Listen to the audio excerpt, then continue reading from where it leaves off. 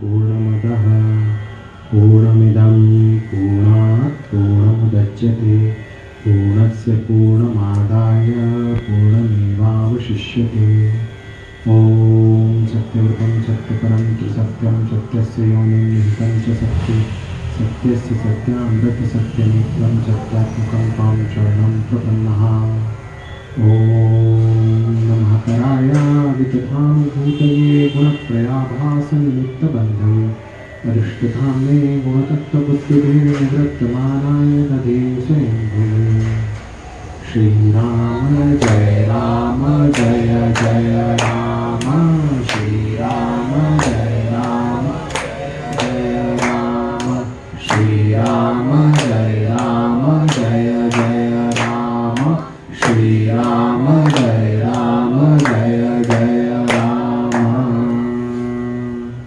श्री गजानन गणपति भगवान की श्री सीताराम जी सरकार की श्री राधा कृष्ण भगवान की उमापति महादेव जी की भैरव जी भगवान की।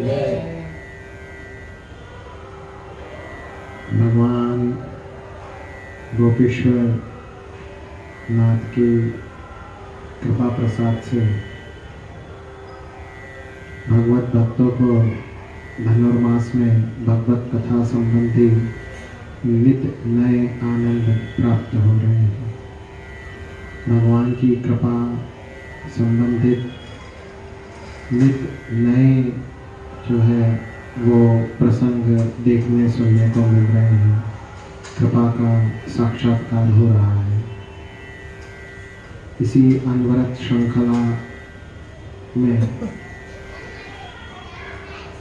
भक्त गिरिवर, आज से भक्तों की जो कथा हम सुनेंगे वो जनश्रुतियों द्वारा प्राप्त है, किंतु जनश्रुतियाँ भी कई बार यथार्थ से भी अधिक यथार्थ, वास्तविक से भी अधिक वास्तविक और सत्य से भी बहुत अधिक सत्य होती है। जनश्रुतियाँ कभी हम ये सोचे कि सुनी सुनाई बात है अथवा कहानी किससे है, तो ऐसी बात नहीं है। विशेष करके हम लोग सहस्राधिक वर्ष यवन एवं म्लेच्छ दास्ता के काले साम्राज्य काले दौर से होकर के निकले हैं, बाहर आए हैं। तो वो जो पूरा समय था, कालखंड था, कालावधि थी, वो पूरा कालावधि सदैव भगवत भक्तों को पीड़ित प्रताड़ित करने वाली थी। और उस कालावधि की कोई कथाएं यदि हमें प्राप्त होती हो सुनने को, श्रवण करने को, समझने को, तो हम समझते हैं कि ये भगवान की बहुत बड़ी हम पर कृपा है, महनीय कृपा है और आपका बहुत बड़ा आशीर्वाद है कि इस तरह की कथाएं प्राप्त हो रही हैं। भक्त गिरवर, भक्त गिरवर एक क्षत्रिय भगवत भक्त थे, जिनके यहाँ मूलतः कृषि किसानी हुआ करती थी। आपकी धर्मपत्नी का नाम गौरी, परिवार में माता पिता और एक संतान नाम है उदा। बहुत सुखी परिवार हुआ करता था। माता पिता भी बड़े सुखी, बड़े आनंदित, बड़े प्रफुल्लित। छोटा परिवार और सुखी परिवार की अवधारणा को पुष्ट करता हुआ ये पूरा कुटुंब था। माता पिता, फिर गौरी और गिरवर, फिर इनका पुत्र। ये भगवान श्री कृष्ण के उपासक होते थे। इनके चित्त में भगवत भक्ति अंदर तक समाई थी। मैंने आपको बताया ना कि प्राचीन समय में ऐसा होता था कि गांव-गांव में, नगर-नगर, प्रांत-प्रांत में संध्या के ठीक उपरांत जब शयन का समय हो जाता है, पहले संध्या के उपरांत सब सो जाते थे, अंधेरा होते से, लाइट्स तो थी नहीं, तो जैसे संध्योपरांत कथाओं के आयोजन हुआ करते थे, मशालें प्रज्वलित करके, दीपक प्रज्वलित करके कथावाचक पंडित जी भगवत भक्त बैठते और नित नूतन भगवान की कथाएं होती थी। सनातन का प्रसार इसी प्रकार से होता रहा। उस कालावधि में तो भगवत भक्ति बड़ी अपने चरम पे थी। हमारे पे अत्याचार भी चरम पे थे और भगवत भक्ति भी चरम पे। गिरिवर भी जो है वो अपने गांव में इसी प्रकार से भगवत भक्ति संबंधित समस्त अनुष्ठान किया करते थे। घर में आपके ठाकुर जी की सेवा थी, ठाकुर जी की आप सेवा शुश्रूषा करते, खेती किसानी करते, संध्या को आते, कथा सुनते, कथा में मन लगाते, भगवान का ध्यान करते और आनंद से रहते। संतों की कही बात को कई बार ग्रामीण जन बड़े हृदय पर लेते हैं और उसका पालन जो है वो मंत्र समझ के, गुरु मंत्र समझ के, मूल मंत्र समझ के और ध्येय वाक्य समझ करके करते हैं। इधर एक संत जी वहाँ उनके गांव में कथा करने आए। संतों की कथा किस तरह से होती थी कि संत तीर्थ यात्रा जब करते थे तो जहाँ ठहरते थे वहाँ कथा सामृत की वर्षा। 7 दिन ही गांव में ठहर गए, भागवत जी सुना दी, फिर आगे बढ़ गए। इस तरह से संत जी ने कहा कि जो भी आपके जीवन में अच्छा अथवा बुरा घटित हो रहा हो, उसे सदैव भगवत कृपा प्रसाद मानना चाहिए। कहना चाहिए भगवान की कृपा से सब अच्छा हो रहा है, भगवान सब बहुत अच्छा कर रहे हैं। ऐसा केवल कहना भी नहीं चाहिए, वस्तुतः हृदय से मानना चाहिए सब कुछ। गिरिवर ने इस बात को गुरु मंत्र की तरह धारण किया और इसी तरह से आचरण करना। अब जो होता वो कहते बहुत अच्छा हो रहा है, भगवान की कृपा हो रही है। देखें, जब कोई समुदाय के बीच में निवास होता है, जहाँ अपने समुदाय के भी हों, अपनी जाति के हों, अथवा अपने मिलने वाले हों, अथवा एक भरा पूरा गांव हो, तो वहाँ एक व्यक्ति की आलोचना, एक की प्रशंसा, एक की निंदा, ये सब बातें चलती रहती हैं। सोसाइटी में सब बातें सामान्य हैं, किसी की अच्छाई, किसी की बुराई, भलाई, इस तरह से बातें होती रहती हैं। अब लोग गिरिवर की इस बात को लेकर के उनकी पीठ पीछे टांग खींचा करते थे कि इनके यहाँ बुरा तो कुछ हो नहीं रहा है, माता पिता सुखी स्वस्थ, दोनों बेटे बहू सुखी स्वस्थ, बच्चा सुखी स्वस्थ, घर में समृद्धि है, खाते पीते हैं, कोई कमी नहीं। तो यही कहेंगे ना कि अच्छा हो रहा है। इन्होंने कोई दुख तो देखे नहीं, कोई कष्ट तो देखे नहीं, कोई पीड़ा देखी नहीं, त्रास देखा नहीं, किसी प्रकार से परिस्थितियों का उतार चढ़ाव तो इन्होंने अनुभव किया नहीं। तो ये तो यही कहेंगे कि अच्छा हो रहा है। तो इनको ऐसा बोलने में जाता क्या है? देखिए, क्रिटिसाइज करने वाली प्रजाति प्रत्येक प्रांत में, मैं यूँ कहूँगा प्रत्येक घरों में पाई जाती है। हर घर में ऐसे लोग होते हैं जो टांग खिंचाई करते हैं अथवा क्रिटिसाइज करते हैं दूसरों को। इधर इनके गांव में भी इस तरह के लोग होते थे, बिल्कुल क्रिटिसाइज उनको करना, उनको आलोचना करना पीठ पीछे। गिरिवर भैया कैसा चल रहा है कि भगवान की कृपा से सब अच्छा हो रहा है, कि तुम्हारा तो हो ही रहा है अच्छा, बोलने में क्या जाता है, देखो उनसे पूछो जिनके जूते पड़ रहे हैं। ऐसे ऐसे कुछ कालावधि व्यतीत हुई। थोड़ा समय व्यतीत हुआ तो गिरिवर पे वज्राघात होने आरंभ हुए। यहाँ गिरिवर के माता और पिता दोनों परमपद हो गए। दोनों जो है भगवत धाम को प्राप्त हुए, माता और पिता। गिरिवर का बड़ा स्नेह, बड़ा प्रेम है माता पिता से, किंतु आप यही कह रहे हैं बारंबार कि भगवान की बड़ी कृपा हो गई, भगवान की बहुत दया है, भगवान की ऐसी लीला है, भगवान की बहुत कृपा है।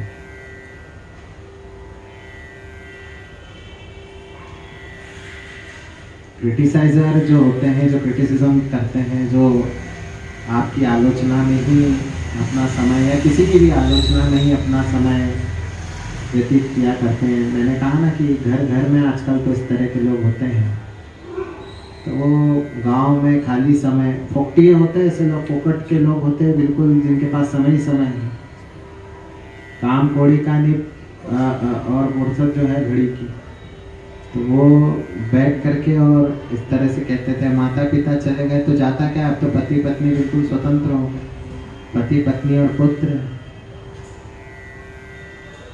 अभी भगवान ने, लीला पुरुषोत्तम ने अपनी लीला आरंभ ही की है कि यहाँ एक दिन ऐसा हुआ कि पत्नी गौरी और पुत्र उदा नदी में स्नान करने गए।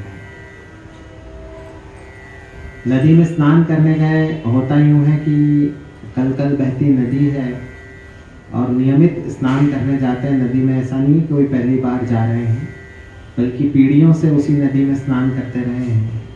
किंतु आज उस नदी ने जो है वो काल का स्वरूप धारण कर लिया और एक घड़ियाल आया, उदा को पकड़ लिया, उसने दबोच लिया। आसपास स्नान कर रहे हैं गांव वासियों ने बहुत प्रयास किया, किंतु घड़ियाल से उदा को छुड़ा नहीं पाया। भीड़ लगी, बाद में भी लोग देखने गए, किंतु उदा का पता नहीं पड़ा।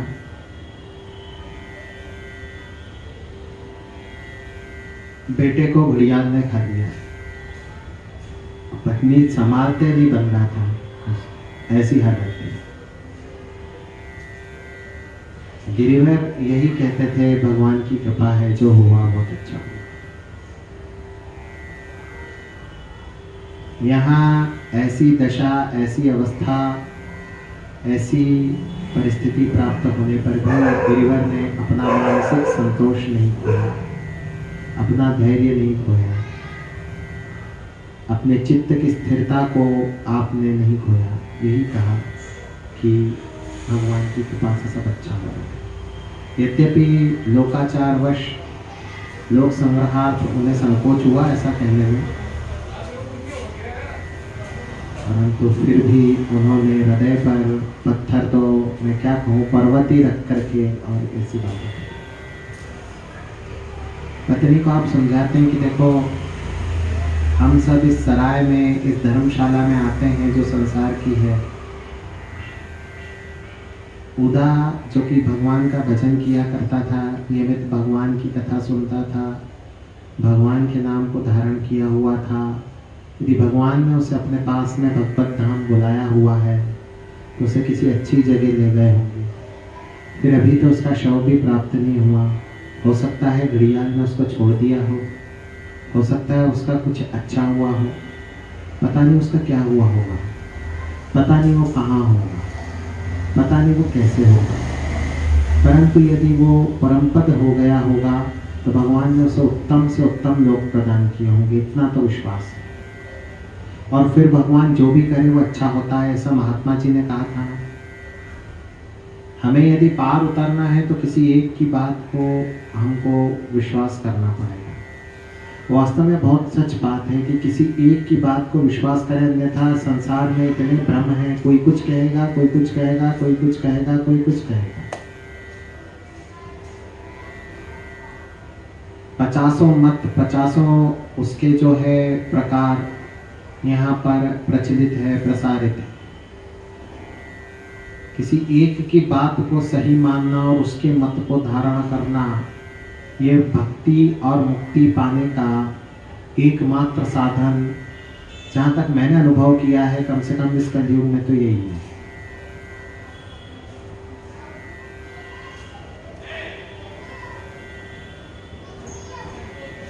पत्नी बड़ी दुखी हुई, बहुत दुखी हुई, विषाद से भर गई।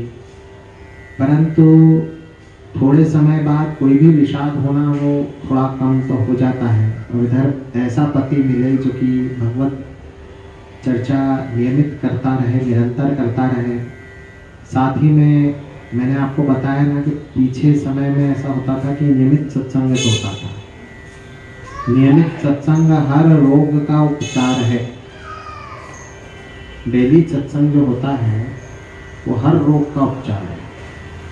कोई बाधा हो, कोई रोग हो, कोई विपत्ति हो, कोई संकट हो, किसी प्रकार का कोई अवसाद हो, कोई विषाद हो, सबका एकमात्र उपचार और निदान नियमित सत्संग है। सत्संग से भगवत तत्व प्रकट होता है और भगवत तत्व, यही भगवत तत्व मूर्त रूप धारण करके भगवत भक्ति का बड़ा भारी और व्यापक प्रसार करता है।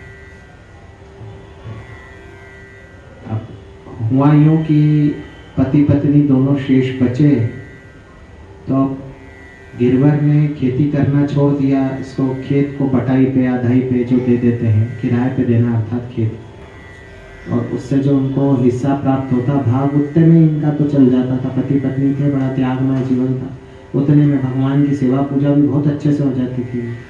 तो बस वो दिन भर भगवान की सेवा पूजा करते हैं, रात्रि को सत्संग करते हैं और फिर जो है शहर करते हैं। इस तरह से उनका जीवन हो गया और अधिक जीवन हो गया,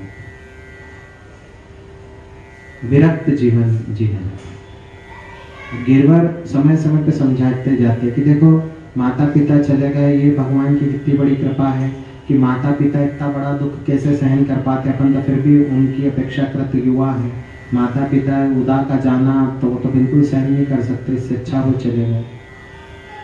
दूसरे उदा को भगवान ने अपने धाम में बुला लिया, तो यदि वो होता तो क्या हम तो इस प्रकार से श्रद्धा के साथ पूजा कर पाते, शुश्रूषा कर पाते, सेवा कर पाते? नहीं कर पाते ना। तो इसलिए जो हुआ या जो हो रहा है वो दोनों अच्छा ही हो रहा है। पत्नी भी कहती नहीं, बहुत अच्छी बात हो गई।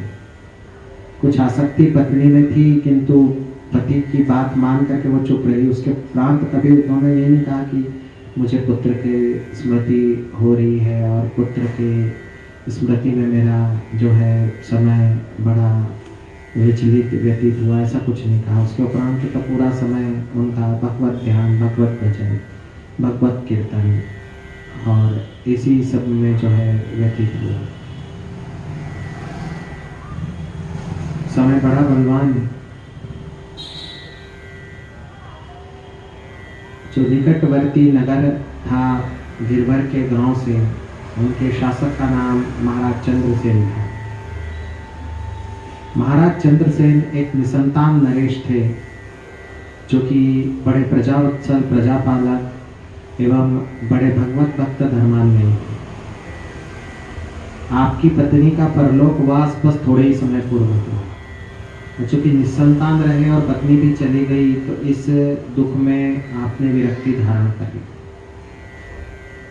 आप वैराग्य और संन्यास का मार्ग ग्रहण करने वाले ही थे कि आपके गुरुजी ने आपको कहा कि देखो तुम्हें पुत्र चाहिए ना, तो ऐसा ऐसा अनुष्ठान करो तो तुम्हें ऐसी संतान की प्राप्ति होगी जो तुम्हें पुत्र का पूर्ण सुख देगा, और जब वो राज्य भार संभालने योग्य हो जाए तो उसे शासन देकर फिर तुम मन में चले जाना, फिर यहाँ मत ठहरना।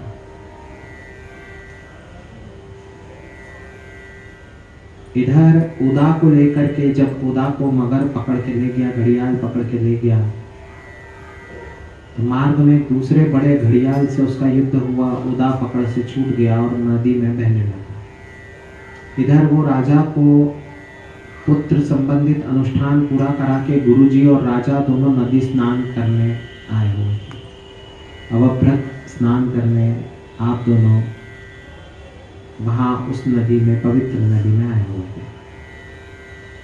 नाव में आप दोनों विराजे हुए थे और देखा बालक को तैरता हुआ, जिसका भविष्य कथन गुरुजी ने पहले किया था कि अनुष्ठान कर लोगे तो एक संतान मिलेगी और उस संतान के पैर में घाव होगा, ऐसा भी पहले बताया था। वास्तव में इनके पैर में घाव भी है और ये संतान भी है और नदी में तैरते हुए प्राप्त हुई। झट से उन्हें उठाया गया, किंतु संतान बहुत घायल और मात्र कुछ श्वास शेष है। शीघ्रता के साथ गुरुजी के आश्रम पर लाए। योग्य चिकित्सक तुरंत आ गए, गुरुजी स्वयं भी थे और 21 दिन तक उपचार चिकित्सा चलती रही, तब जाकर के बालक जो है वो संकट की स्थिति से बाहर निकल पाया। संकट से बाहर निकल करके बालक स्वस्थ हुआ, स्वस्थ और मस्त दोनों हुआ और साथ ही साथ राजा को पुत्र का सुख प्रदान करने लगा। चमत्कार ऐसा हुआ कि जैसा गुरुजी ने बताया था, बालक अपना पूर्व चरित्र भूल गया। उसे सिर्फ ये याद रहा, ये स्मृति रही कि मेरा नाम उदा है और जो है भगवान की इसी तरह से उसने कथा सुनी। राजा को ये कह दिया गया था कि राजा जिस दिन इसका राज्याभिषेक होगा और तू वन में जाएगा उस दिन से पूर्व स्मृतियां जागृत हो जाएगी। और राजा ने भी इस बात को ग्रहण किया, धारण किया। बच्चे को बता दिया गया कि भाई तेरा नाम राजकुमार उदयराज है। जो उदय था वो उदयराज बन गया और राज परिवार में उसका पालन होने लगा, राजकुमार बन गया। गिरिवर और उनकी पत्नी इधर अध्यात्ममय जीवन व्यतीत कर रहे हैं, बिल्कुल विरक्त सन्यासी हो गए। ऐसे लोग सन्यासी कहे जाएंगे, पूरी तरह से सांसारिक किसी भी लाभ लपेट, किसी भी भावना से पूरी तरह से अछूते रह करके और केवल भगवत भजन में लीन रहना, मग्न रहना, तो इसे और क्या कहा जाएगा। तो इसी प्रकार से जो है गिरिवर और उनकी धर्मपत्नी गौरी का जीवन व्यतीत होने लगा। एक बार उस नगर में अकाल पड़ा। दुर्भिक्ष इतना था कि निर्वाह नहीं होता था। बहुत दिनों तक वहां पर इन लोगों ने एडजस्ट किया, वहां पर स्वयं को संभालने रखा। फिर जब संभालना दूभर हुआ तो सोचा दूसरे देश चले, और देश क्या चले, अब तो सीधे वन गमन करते, तपस्या करेंगे। तो तपश्चर्या के लिए पति पत्नी निकले। घर में जो इनके भगवान के शिव स्वरूप थे वो उन्होंने पुरोहित को दे दिए, और जो भी संपत्ति थी वो पुरोहित जी को थोड़ी बहुत बच्चे खुशी वो पुरोहित जी को दे दी कि ये खर्चा, पूजा का खर्चा, और ये भगवान की स्वयं नगर छोड़ के आ। अब वन में एक रात्रि वृक्ष के नीचे शयन कर रहे थे कि गौरी को सांप ने काट लिया। गिरिवर ने अपनी प्रवृत्ति के अनुसार यही कहा कि बहुत अच्छा हुआ, भगवान की कृपा। गौरी भी इधर भगवत चिंतन करके शयन कर रही थी, सर्प में काटा।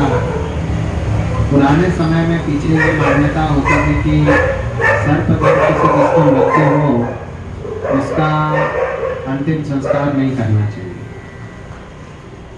देखें, ऐसा नियम शास्त्रोक्त तो नहीं है, परंतु ये भी ग्रामीण जन है, कोई शास्त्रों के विशेषज्ञ नहीं है। अर्थात जो लोग कहते हैं कि जल समाधि दे दी या जल दाग भी अपने में कहा जाता है कि जल में जो है उन्होंने प्रवाहित कर दिया शव को, ये बिल्कुल ठीक नहीं है। ऐसा बिल्कुल नहीं होना चाहिए। अग्नि में ही जो है अंतिम संस्कार होता है, अग्नि के द्वारा ही होता है, और वही मान्य है, सर्वथा वही मान्य है। इन्होंने संस्कार किया और नर्मदा जी में जो है नदी में शव को वहाँ रखा, और अत्यंत विरक्ति से, आर्त भाव से गिरिवर जो है अपने मदन मोहन स्वरूप को, कुंज बिहारी स्वरूप को, लीला पुरुषोत्तम को स्मरण करने लगा। अजस्त्र स्मरण के फलस्वरूप थोड़े ही समय के उपरांत उसे लगा कि ये नर्मदा जी जो है वो यमुना जी में परिवर्तित हो गई, और जहाँ वो बैठा हुआ है वो एक सुंदर वन में परिणत हुआ, और वहाँ उन्हें निकुंज बिहारी के दर्शन हुए। स्वयं को एक गोप बालक के रूप में पाया। निकुंज बिहारी ने कहा कि देख, तेरी वासनाएं तृप्त हो गई और मुझे तेरी बड़ी स्मृति हो रही थी, तेरा बड़ा विरह हो रहा था, इसलिए तुझे अपने पास बुला लिया। तेरी पत्नी को भी पुत्र की सुख की कामना है, इसलिए वो धरती पे रहेगी, और पुत्र भी तेरा धरती पे है, तो माँ बेटे थोड़े समय तक रहेंगे। तू मेरे पास आ जा, पीछे उनको भी ऊपर बुला लिया। अब भौतिक देह तो वहीं छूट गया, और गिरिवर जी जो है वो ऊपर भगवान के धाम को पधार गए, भगवत धाम में प्रवेश किया, भगवत लीला में प्रवेश किया। भगवत लीला में गिरिवर जी का प्रवेश होता है। इधर आपकी पत्नी जो है वो विष दंश के कारण अचेतन हो चुकी थी, श्वास भी गई थी, किंतु प्राण कुछ शेष थे। कई बार प्राण कुछ परिमाण में शेष रहते हैं, कुछ मात्रा के प्राण शेष रहते हैं। जानकारी समझ सकते उसको, मेडिकल साइंस नहीं समझेगा कभी। तो वहाँ एक संत थे, इनका शव बह रहा था नर्मदा जी, उन्होंने कहा इसके प्राण शेष है, किसी ने व्रत मान लिया है। तो आश्रम पे लाके उनको अभिमंत्रित किया, तो जीवित हो गई। जीवित हो गई तो संत जी ने ये भी पता लगा लिया कि इनके पति हैं, और इस तरह से तो कह दिया कि तुम्हारे पति को भगवत धाम की प्राप्ति हो। अब की बारी गौरी की थी, गौरी ने कहा चलो बहुत भगवान की कृपा होगी, मेरे साथ मेरे पति इतने अच्छे से ध्यान नहीं कर पाते, मेरे जाते से ही मैं अभागी थी, मैं उनके साथ बंधी थी, तब तक भगवान से दूरी थी। जो उनका परम ध्येय था, परम आराध्य थे, जो मानव जीवन का चरम और परम लक्ष्य है, वो मेरे पति ने प्राप्त कर लिया। उनका मानव जन्म और जीवन दोनों सफल हो गया है। बहुत बड़ी बात है। मैं भी विरक्त होकर के पति के पथ का अनुगमन करूंगी, पति के मार्ग का अनुसरण करूंगी, जहाँ मेरे पति गए उसी मार्ग का मैं भी अवलंबन करूंगी। कहा संत जी ने कि देखो तुम वहाँ चले जाओ, अभी उनका भौतिक देह है। 3-4 ब्रह्मचारियों को भेजा और उसका अंतिम संस्कार कर दिया। अब इन्होंने एक सन्यासी का वेश धरा और बस भजन कीर्तन करना और नगर नगर भ्रमण करना।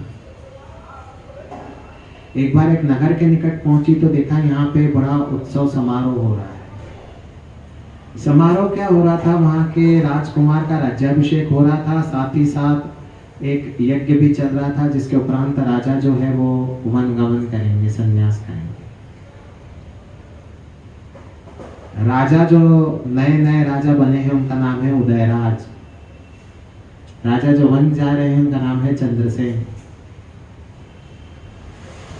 उदयराज जो बचपन में उदार होते थे, उनको स्वप्न में ही पूरी स्मृति आ गई, और साथ ही गुरु महाराज भी थे, तो उन्होंने भी बता दिया कि तेरी माता इस पहले ऐसी थी, पिता ऐसे थे, और अब तेरी माता सन्यासी का वेश धारण कर लिया। तो वहाँ नगर के गार्ड्स को पहले भी बता दिया गया कि इस भेष वाले कोई भी सन्यासी ना आए तो उनको सम्मान के साथ बहन भवन में ले आए। इधर ये भजन करती हुई पहुंची और दोनों को राजभवन ले गए, और उदय राज ने चरण स्पर्श करे कि माँ मैं उदा हूँ। देख मेरे को मगर ने काटा। उस समय जो विषय हुआ वो आज मिलाप हो गया। विजयनगर साम्राज्य की राजकुमारी के साथ इनका विवाह भी हो चुका है, और बड़े समृद्ध शासन का एक बड़े समृद्ध राज्य के आप अधिपति बन चुके हैं। माता बड़े प्रेम से मिली, किंतु माता अब विरक्ति को प्राप्त हो चुकी थी। तो उन्होंने कहा नहीं अब और परीक्षा नहीं भगवान। उन्होंने कहा देख उदा तू अब आनंद से है, और मैं जो है भगवत भक्ति करूँगी। भगवत भक्ति करो तो, किंतु मेरी ऐसी प्रार्थना है कि नगर के बाहर ही आपकी कुटिया बना दी जाए, मैं कभी आपके दूर से दर्शन कर सकूं, क्योंकि मेरा जन्म माता के बिना व्यतीत हुआ। पिता के रूप में तो चंद्रसेन फिर भी थे, परंतु माँ तो तब जब आप गई उसके बाद मिली ही नहीं। इच्छा मानी और कुटिया बना ली नगर के बाहर। और एक दिन जो कुटिया में सन्यासी है, उस कुटिया के ऊपर तेज देखा गया, और वो सन्यासी कहाँ गई पता ही नहीं पड़ा। वो सन्यासी भगवत धाम को पधार गई। वो अपने दिव्य आत्मा के साथ भगवान के श्री चरणों में लीन हो गई। भौतिक देह का उदयराज ने अंतिम संस्कार किया, और स्वयं भी अपने माता पिता के मार्ग पर आपने अनुगमन किया, उसी का अनुसरण किया। भगवान की सेवा में ये कथा इस दास द्वारा प्रस्तुत की गई। संदेश ऐसा है कि गिरिवर ने एक नियम का पालन किया जीवन पर्यंत। उसने भगवान के प्रत्येक विधान को सिर माथे लगा करके स्वीकार किया कि नहीं अच्छा हो गया।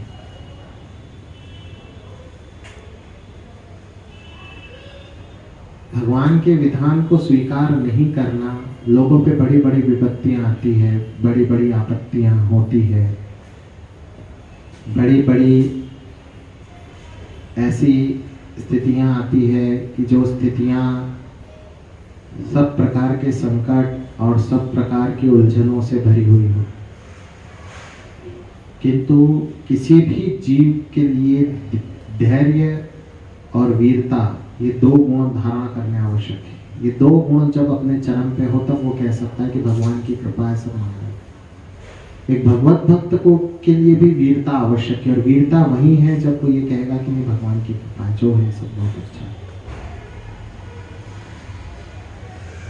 यदि एक भगवत भक्त बहुत अधिक शिकवे शिकायत करने लग जाए, बहुत अधिक उपालंब देने लग जाए, कहे देखो मैं तो सबका अच्छा करता हूँ, मेरे साथ होता ही क्या है, भगवान सुनते ही नहीं है, भगवान है क्या इस संसार में, मैंने तो बहुत मांगा, मैंने दिया क्या, इस तरह की बात बोलने वालों से